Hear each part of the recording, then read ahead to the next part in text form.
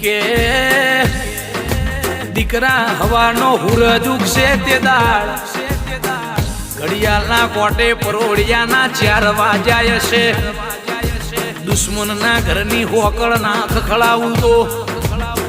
હું તારી બાપ દાદોની પૂજેલી ઝોપડી ના કેવું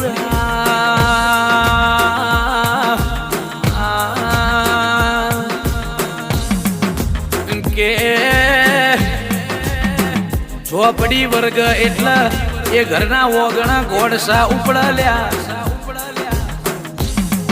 દવાખાનાના ડોક્ટર થાચી જાય